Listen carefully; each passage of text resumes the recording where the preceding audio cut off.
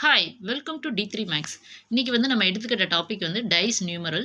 இப்போ இதில் என்னென்னா 3 டைஸ் இருக்குது. 3 டைஸ்லேயுமே நம்பர்ஸ் ரிப்பீட் ஆகிருக்கும். அதாவது இதில் 3ங்கிற நம்பர் இந்த இதில் 3ங்கிறது ரிப்பீட் ஆகிருக்கும். சேம் திங் இதில் 4 வந்திருக்கும், இதில் 4 இருக்கும். அதாவது 3 டைஸ்லேயுமே சேம் நம்பர் ரிப்பீட் ஆச்சுன்னா அதில் ஆப்போசிட் சைடு எப்படி கால்குலேட் பண்ணுறதுங்கிறத பார்க்க போகிறோம். இப்போ என்னென்னா இந்த இதோட சைட்ஸ் தான் நமக்கு கேட்டிருக்காங்க.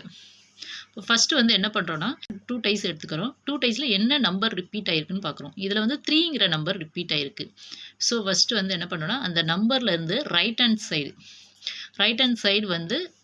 ஃபஸ்ட்டு எழுதிடும். ஃபஸ்ட்டு என்னென்னா 3, 3க்கு அப்புறம் ரைட் ஹேண்ட் சைடுனா 6, ஆஃப்டர் தட் என்ன வரும்னா 1, அதை எழுதியாச்சு. அதே மாதிரி செகண்ட் டைஸில் பார்க்குறோம்.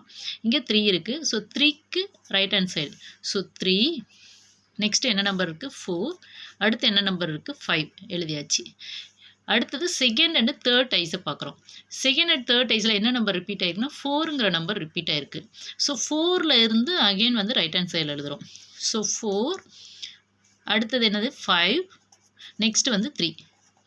இங்கே அதே மாதிரி 4லேருந்து எழுதுகிறோம். 4, நெக்ஸ்ட்டு அங்கே நம்பர் இல்லை, இந்த நம்பர் தான் நம்ம கால்குலேட் பண்ணணும். ஸோ அதனால் நான் எக்ஸ்ன்னு வச்சுக்கிறேன். இங்கே என்னது நெக்ஸ்ட்டு 2. ஸோ 2ன்னு போட்டாச்சு.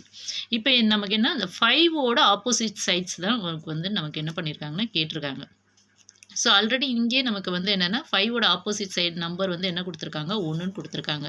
ஸோ அப்போ 5ஓட opposite number so opposite of 5 is 1. So 1 தான் இதோட ஆன்சர். அதாவது 3 டைஸ் கொடுத்து 3 டைஸ்லேயுமே சேம் நம்பர் ரிப்பீட் ஆச்சுன்னா அதில் ஆப்போசிட் சைடு எப்படி கால்குலேட் பண்ணுங்கிறது அந்த சம்மு. Thank you so much.